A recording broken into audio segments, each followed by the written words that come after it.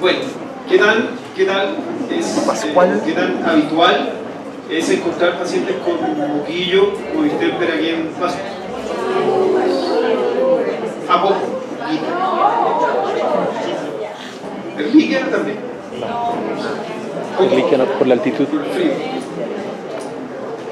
Bien. De edades parecidas, aparición de pacientes jóvenes, tercera edad, o de todo un poco. O sea, no discrimina ni calendario de vacunación, nada. Y que sobrevivía, o que pacientes, ¿qué porcentaje? Ninguno sobrevivía, muy poquitos.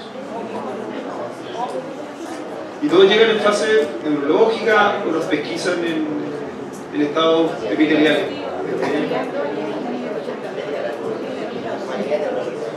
Bien.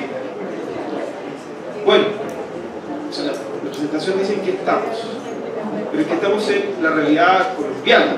Yo vivo en Cali y la presentación también es un poquito estacionaria, pero siempre de hecho es más común enfrentarse a pacientes con hemoparásitos, o sea, trombocitopenia y todo el mundo, hemoparásitos. Entonces llega un paciente con corticoide, antibiótico. Ahora, se me crea una preguntilla. ¿Qué método diagnóstico utilizan? ¿Antígeno, anticuerpo? ¿Algún test? PCR. PCR. ¿Aquí hacen PCR? No. ¿Líquido cerebroespinal? Tampoco. Allá un poco la inquietud, porque es una patología difícil de tratar. No porque le vamos a ganar la pelea al virus, porque el virus muta, sino que la respuesta inmunitaria del paciente es el que termina perpetuando la alta mortalidad. Entonces, es muy importante cuando un paciente con signos neurológicos variantes, porque después vamos a ver toda la tabla. El paciente puede pasar de compromiso de conciencia, patologías cerebrales, incluso vestibulopatías que uno trata como inflamatorio, un cuadro del perro senil, podría ser un moquillo. Entonces tenemos que estar atentos, ver a la semiología, paciente con dolor meningio, linfadenopatía, estos estadios como variantes de la conducta o de ánimo. El apetito, de hecho un paciente con moquillo neurológico terminal puede morir comiendo, pierden esa sensación de saciedad, o sea, no es un parabelo para decirle al dueño, no, tranquilo, está comiendo. ¿Sí? Bueno,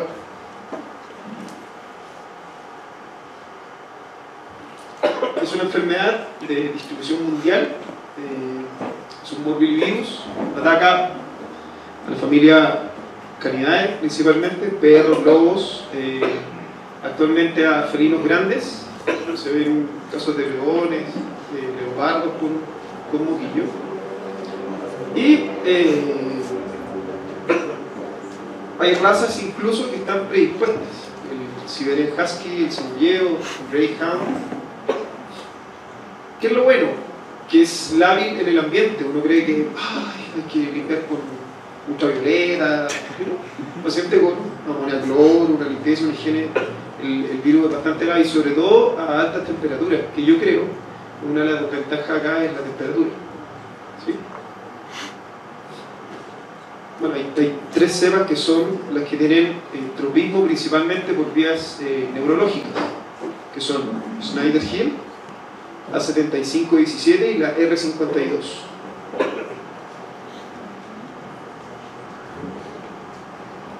Viremia. El contacto inicial es por estornudo, aerosoles. Más que con el contacto con la feca seca, infectada, porque ya sabemos que en el ambiente es lábil, es como los niños en el jardín. Estornudo o pasó por la reja el paciente infectado y es el primer contacto por vía ocular, nasal y orofaringea. Hace una replicación en las tonsilas y desde ahí se empieza a linfonodos. En esta etapa, que son más o menos entre 2 a 5 días, se presentan estos signos: dolor meningio, un estadio un poquito de aletargamiento, fiebre. En este punto sería ideal El paciente, cuando uno mide el antígeno anticuerpo, que son proteínas de fase aguda, entonces IgM y IgG, en sangre, puede salir negativa o positiva. Si sale negativa, no quiere decir que el paciente no esté cursando con la enfermedad. Entonces muchas veces hacemos el test rápido, sospechamos y sale negativo. Nos quedamos tranquilos porque no tuvo un moquillo. No. Ahí es donde entra la necesidad de un método específico, como el PCR en tiempo real, o el análisis de IgM y IgG, pero de líquido cerebroespinal. ¿Sí? Hay laboratorios que lo hacen acá. Tengo que cambiar la pregunta.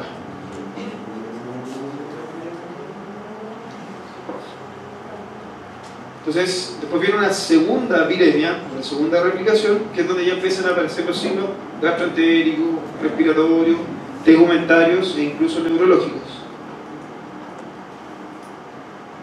¿Qué es lo que pasa?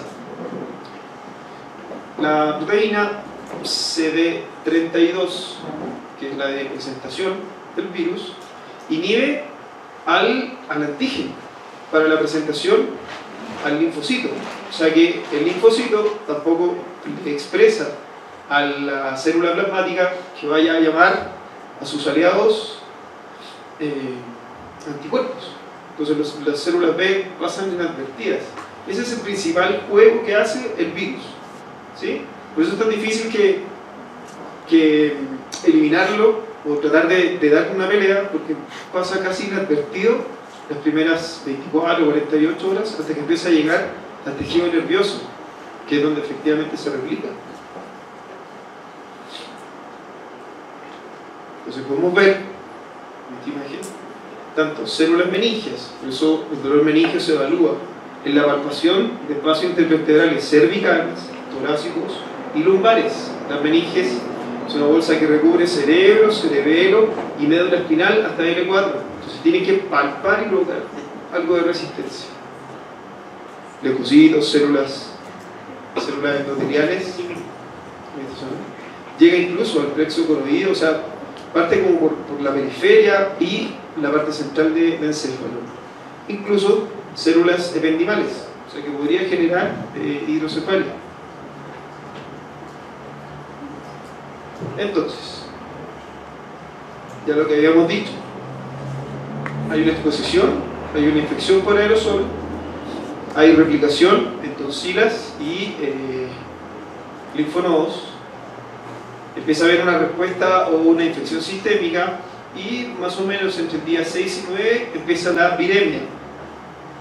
Empieza a buscar otro tipo de epitelios, sobre todo glandulares y del sistema nervioso central, y entre el día 10 y 14 se efectúa la respuesta inmune, un momento crucial porque puede ser buena o mala. Si es una buena respuesta inmune, acorde, o sea, ni muy exagerada ni muy baja, acorde, ese paciente se recupera sin ningún signo clínico. Estamos hablando más o menos de 14, 20 días. Ahora, si la respuesta inmune es mala, exagerada o muy baja, este paciente empieza a hacer signos de encefalomielitis, crisis convulsivas parciales, mioclonos, baja respuesta al tratamiento. Ahora, si a partir del día 20 más o menos y el día 25 el paciente no responde al tratamiento, que lo vamos a ver más adelante, y las convulsiones se tornan desde parciales a generalizadas, significa que entró en encefalomielitis aguda y ahí no lo salva nadie. Ahora, existe también este proceso de adaptación a la respuesta del sistema nervioso central. Entonces, si empieza a responder, hay poquitos pacientes que logran sobrevivir hasta tercera edad, 10, 11 años, donde vuelven a hacer signos clínicos neurológicos. Y uno muchas veces dice, se volvió a infectar. Existe la teoría que el cuerpo encapsula al virus en médula espinal. Entonces, a partir de los 10, 11 años en adelante, hay una respuesta aplásica. Entonces, se libera desde el sistema nervioso central. Pero no es un cuadro infeccioso nuevo. ¿Sí? Y después de 1 o 2 meses, hay pacientes que llegan con neoclonía o incluso comportamiento epileptiforme secundario, ¿sí? Por la cicatriz astrocitaria.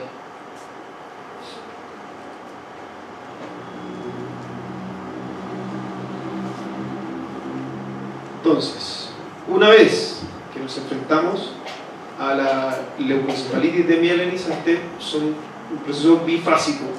Una fase temprana, que es la presencia del virus en el sistema nervioso central, pero se empiezan a liberar factores de energía cerebral alfa.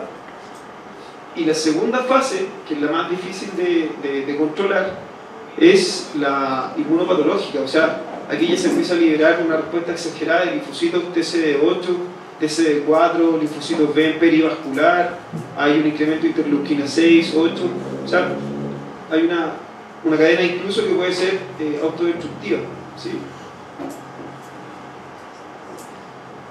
No se ve muy bien la imagen, pero signos neurológicos en encefalomielitis o encefalopatía demielinizante podemos encontrar corticales, vestibular, cerebelar, pares craneanos y otros, que principalmente son, el más común son alteraciones de marcha.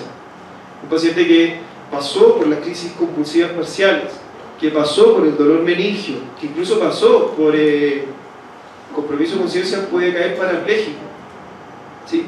Que es como lo más común, cuando ya el paciente dejó de tener paresia, que es debilidad, cae parapléjico, también es un muy mal signo, ¿sí?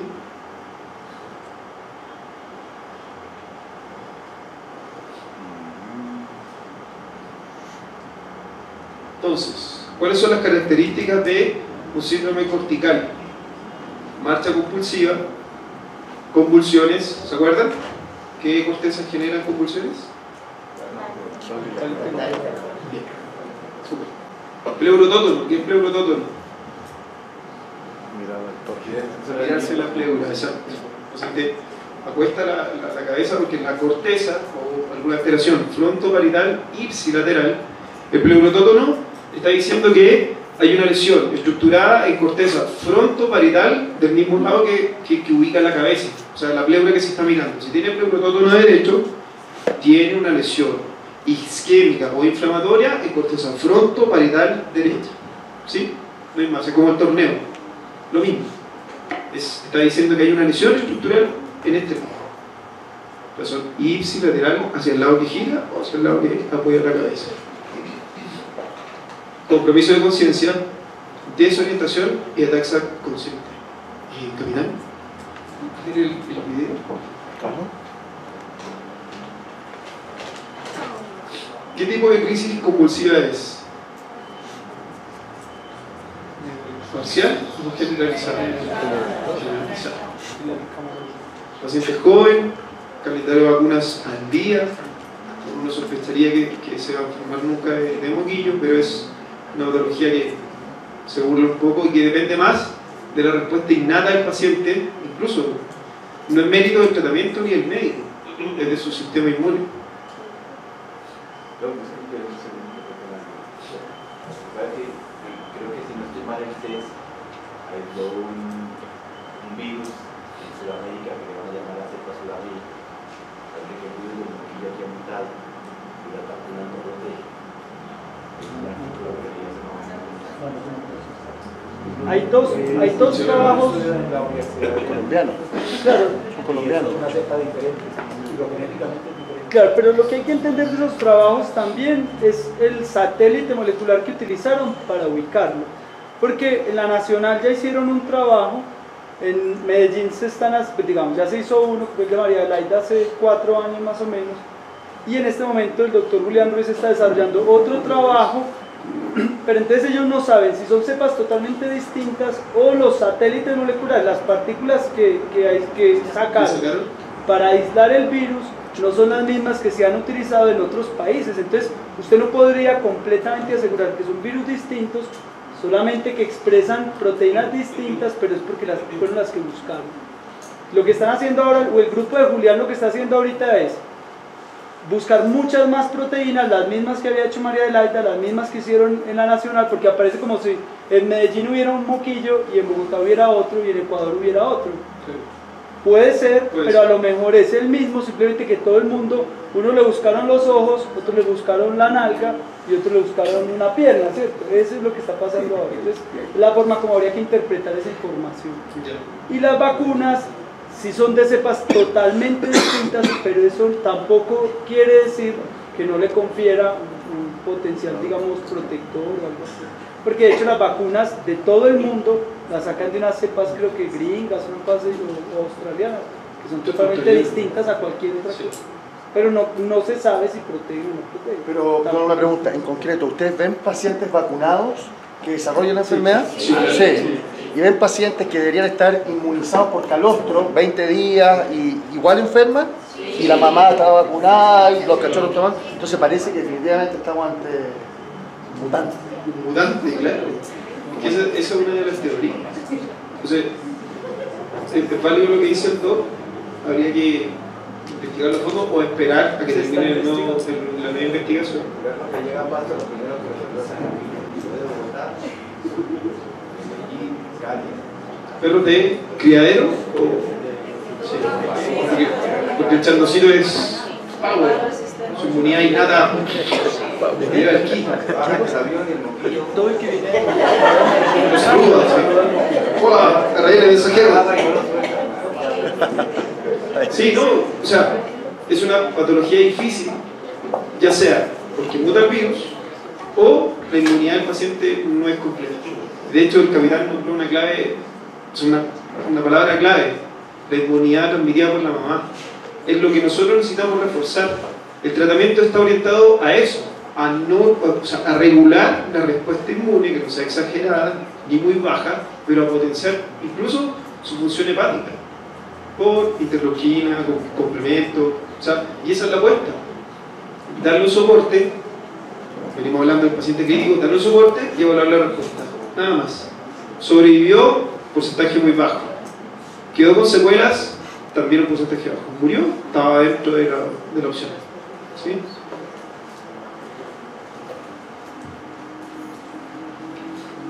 Síndrome cerebelar, o el perrito de mi taxi, que me la cabeza, ese es el transporte de intención, ¿sí? Eso es cerebelar.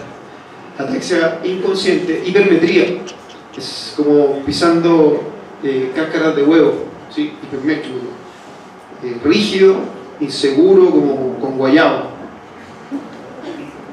Caminar. ¿Ah? Caminar. Sí. Como todo borracho. Ausencia y respuesta a la amenaza, lo dijimos ayer. Tractos de la visión. Si el paciente no responde, de hecho la respuesta a amenaza tiene que tapar un globo ocular y examinar el otro. O sea, tapa un globo ocular izquierdo y evalúa la respuesta del globo ocular derecho. ¿Por qué? La respuesta a amenaza evalúa 5 plexos del sistema nervioso central: nervio óptico, quiasma óptico, corteza parietal contralateral, corteza occipital, que es donde se genera la visión, y cerebelo, y ahí se devuelve en forma paralela o ipsilateral, ¿sí? Y déficit propioceptivo. Se confunde mucho el vestibular, que es inflamatorio, con el cerebelar, pero recuerden que si ese paciente muy similar, incorrecto, nauseoso, cialorreico, desitúan un miembro y queda con déficit, ¿es cerebelar o vestibular? Si queda con déficit, es cerebelar. ¿Sí? Es una pillería semiológica. Ausencia de respuesta a amenaza, déficit propioceptivo, cerebelar. ¿Sí?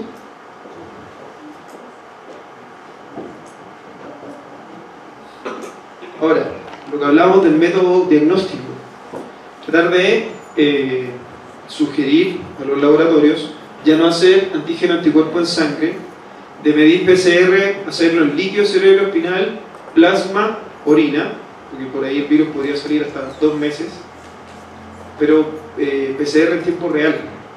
Y el otro que sí es efectivo es IgG e IgM, pero de líquido cerebroespinal, donde vamos a encontrar IgG, nos va a dar positivo o sobre una concentración normal, y nos va a decir que está en una fase aguda del distemper, o en el caso de la IgG sería una fase crónica.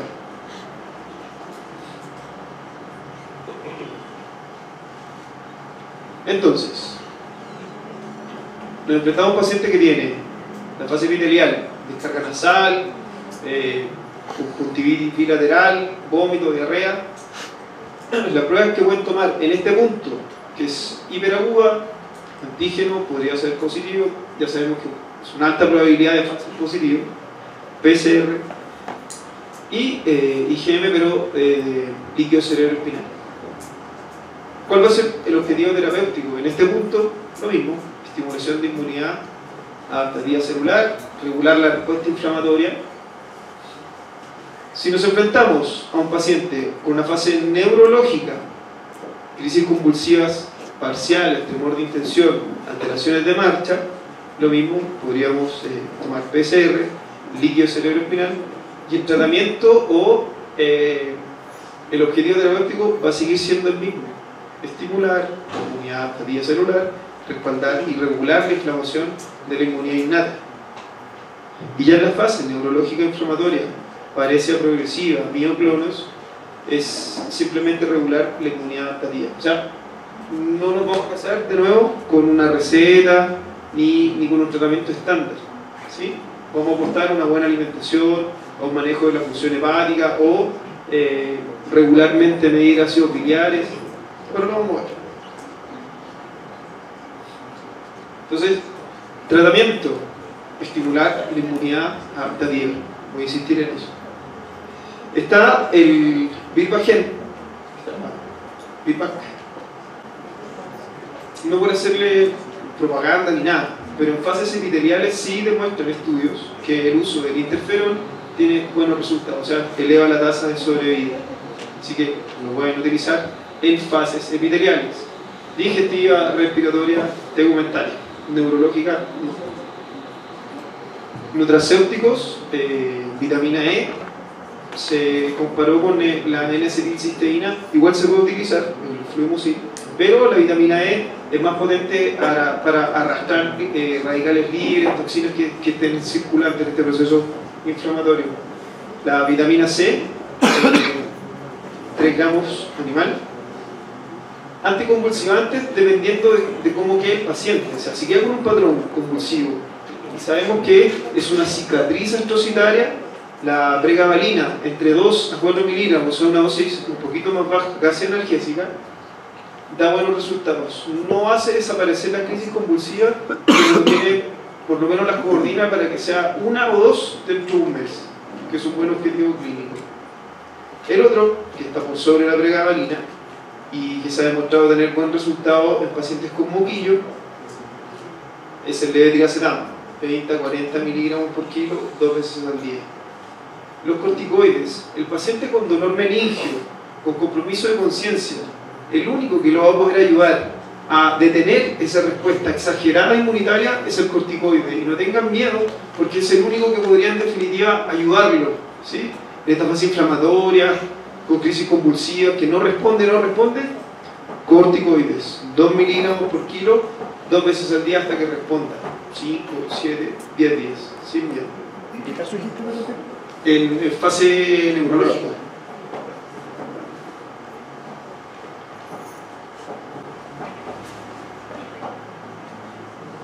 Entonces, una de las medidas que nos va a ayudar, nuevamente la función hepática dentro de todas las funciones que tiene el sistema de complemento, interleuquina 6, proteína C reactiva, filinógeno, es revisar o monitorizar la función hepática, ácidos biliares, para mejorar los mecanismos de respuesta inmune, que no sean ni exagerados ni bajos, medidos.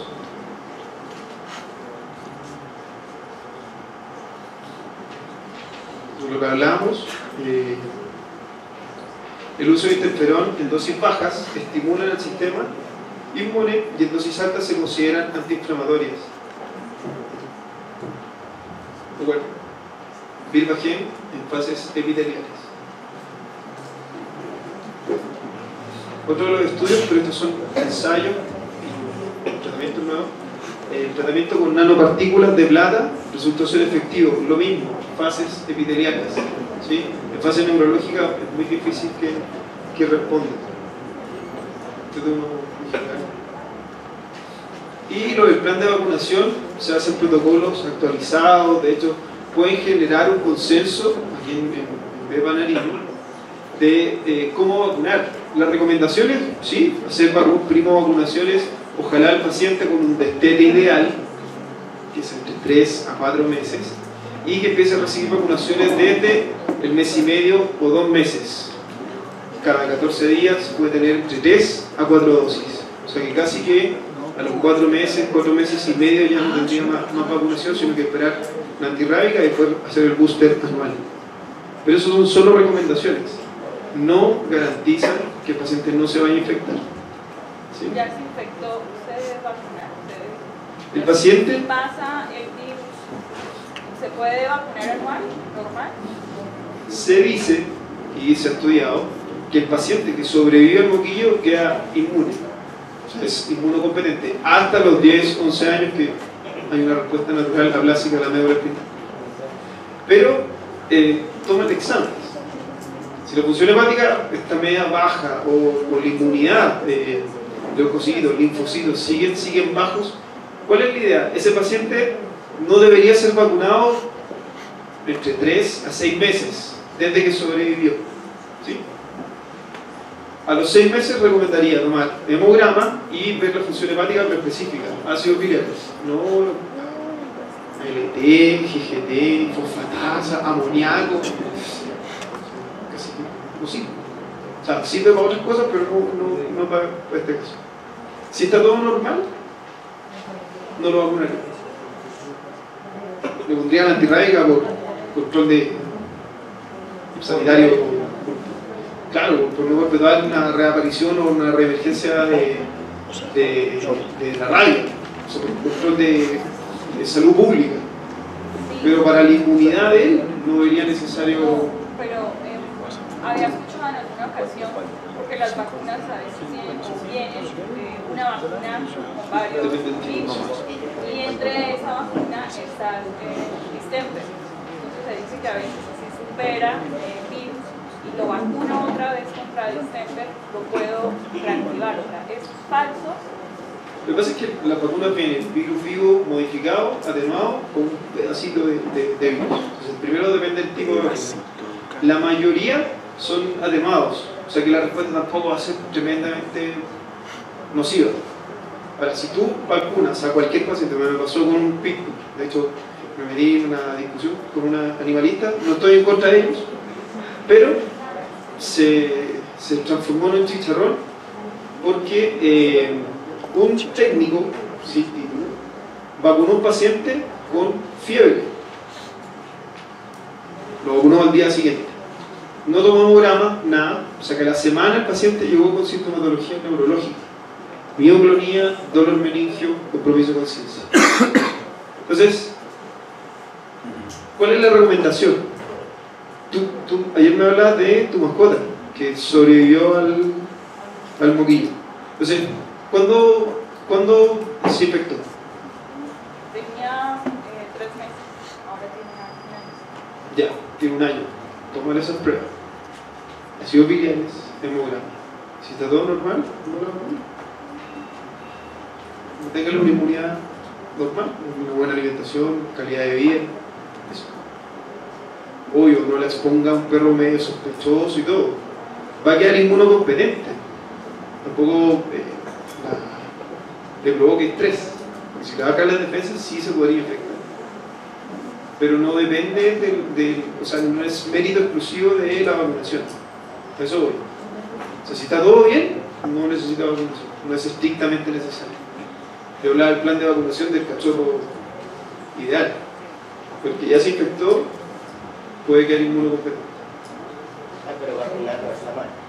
No, porque si ¿No está mal? necesita el refuerzo de las otras Pero, enfermedades. ¿para qué lo va a vacunar? O sea, ¿cuál es el objetivo de la vacunación? O se podría No, o sea, vacunar. me refiero a que el paciente necesita el refuerzo de las otras enfermedades que vienen con la de moquillo. De moquillo viene moquillo, parvo, hepatitis, leptospira, influenza. O sea, yo necesito anualmente colocar esas vacunas. No hay Que no tenga Acá viene la venta. Sextuple. Sí hay, pero digamos que desde el punto de vista administrativo es más complejo comprar una de cada una. Pues, Claro. Ya vienen todas 5 enfermedades en una sola. De una. Espera. Estamos hablando de vacunar a un paciente que está sobreviviendo al moquillo. Puede esperar. Por eso, mantener una inmunidad lo más ideal posible para que dé la pelea, ya sea contra la estospira, contra el resto. Por eso igual tienes que evitar el foco, tampoco va a vivir en una burbuja. ¿Sí? Pero recomendaría eso. Sobrevivió, esperar 3 meses, repetir exámenes. No sale muy normal, o sea, aparece todavía una linfopenia relativa, leucocitosis, sigue un poquito inflamado, bueno, esperamos. Sin sintomatología clínica. ¿Sí? Y si en 6 meses ya está todo normal, podría vacunarlo. O sea, yo pensando como en la vacunación preventiva para moquillo no es necesario. Pero si hay otras enfermedades concomitantes, yo esperaría ese espacio. Entre 3 a 6 meses a contraexámenes. Pero, o sea, tenemos de pronto a que si ya pasó el virus y entre esas vacunas está la de distemper, ¿el virus se va a reactivar?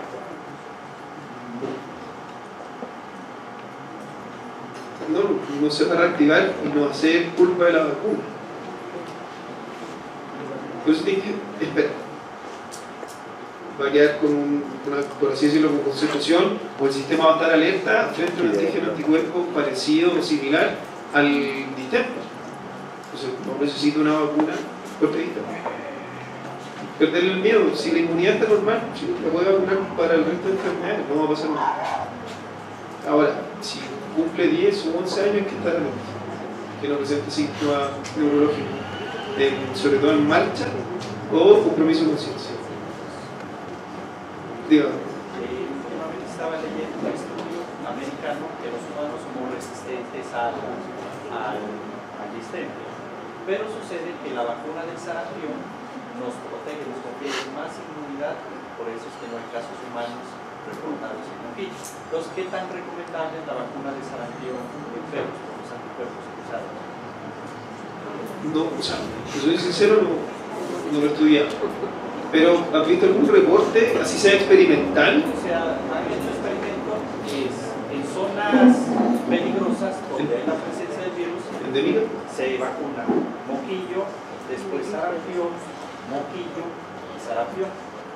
¿Y por qué no vacunan solo con sarampión? Que estaban utilizando, pero así, de campo. Claro, porque si la alternan, a mí me parece, no sabes qué culpa se lo tiene quizá. ¿A quién echarle la culpa? ¿A quién atribuirse? ¿A quién se la va a atribuir?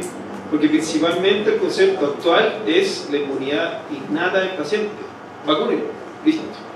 Sea la óctuple o sextuple o la del sarampión, no se sabe. ¿Sí? O sea, si es una zona endémica donde la población o la distribución del virus es alta, habría que ver qué tal responde el paciente con un plan de vacunación normal. Si quieren comprobar lo del sarampión, vacunen solo con la del sarampión. Eso haría yo. Un modelo experimental, una población controlada y todo. Porque lo están haciendo como protocolo. Bueno. Sí, hay muchos veterinarios que están en zonas de África donde se presentan a leones, ya le han hecho a leones y eso, y tiene cierto, o sea, no es que se diga que es muy eficiente, pero por lo menos una eficiencia de un 35%. ¿Y quién es la publicación? ¿El N? ¿Qué población se midió? ¿Cuántos pacientes se le puso la vacuna? El estudio más grande fue con unos 800 animales salvajes, pero no solo era de una especie, sino que leopardos, lobos, los descubrieron que sí hay cierta inmunidad.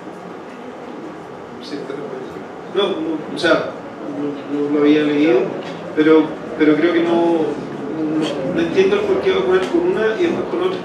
Está comprobado que hay anticuerpos cruzados. Vacunar contra sarampión hay protección En el humano. similares. Pero en el humano. O sea, nosotros somos resistentes al virus. Todos somos resistentes al virus, más la vacuna del sarampión. ¿Más la vacuna del sarampión? ¿O nuestra inmunidad es superior? No, sino que nos protege 100%, es eso, que hay anticuerpos cruzados. O sea, en perros vacunados una población hace unos 22 perros, hicieron un grupito control sin vacunas, yo digo el sarampión y se vio que sí hay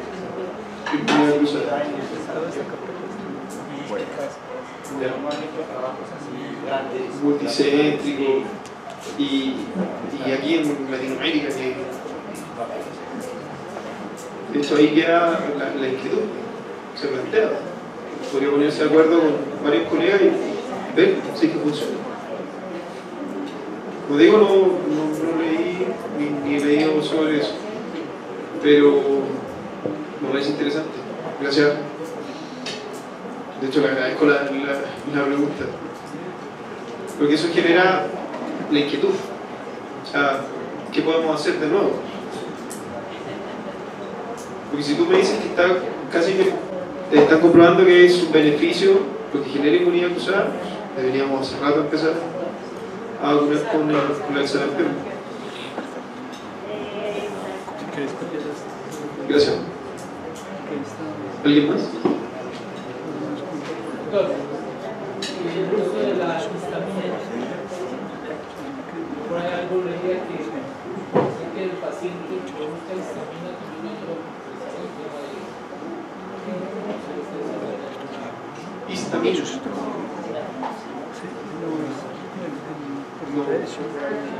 No. ¿Lo escuchaste? ¿O lo he leído? lo leíste? ¿Lo encontraste?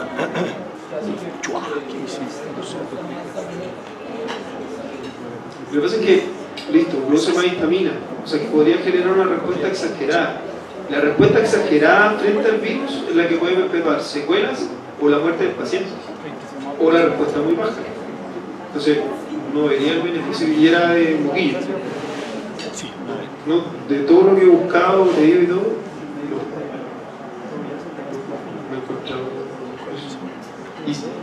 Y si tenemos el concepto de regular la respuesta inflamatoria, no vería el beneficio de que genere más histamina o una respuesta inflamatoria más exagerada. Sería peor. Sí. Se discute año tras año, algunos años se utiliza, otros años no. Es como utilizar quimioterapia, también se utilizó en algún momento y no demuestra ningún N o sobrevida, sino que ya se está entendiendo que sostener la inmunidad innata al paciente puede darle una pequeña opción. Por eso no la puse ni la mencioné.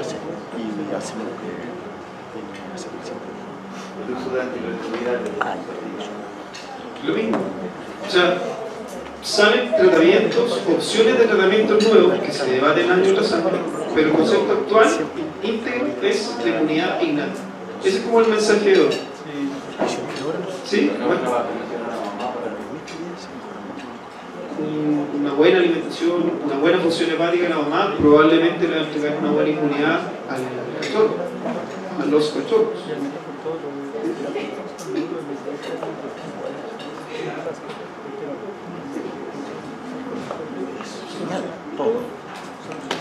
¿Alguien más? Ah, sí. Usted dice que después de 11 años, o sea, hay actuaciones que se pueden volver a presentar signos recursos, pero que no se buscan. Claro, el virus guarda latencia en medio del espiral. Es una teoría, porque el paciente no tiene una infección nueva, o sea, no tiene un cuadro sistémico viral. El paciente cae pléjico, con algo de dolor meningio, con un aviso de conciencia severo. Y normalmente no responde al tratamiento, se genera cada vez más. O sea que es un cuadro neurológico de uno. No pasó por las fases previas, ni respiratoria, digestiva, ni nada. Entonces hay que tratamiento se Es que a esa edad, o sea, si tú tienes una mascota y tú tienes un antecedente que sobrevivió a la enfermedad entre los 3 meses o los 2 años, te tienes que preparar, ojalá que no, pero si entre los 10 y los 11 años hace ese tipo de sintomatología, probablemente no responda a nada, son muy poquitos los que se le da el tratamiento igual, ¿sí? Como para aminorar la sintomatología, pero no garantiza que el paciente vaya a sobrevivir.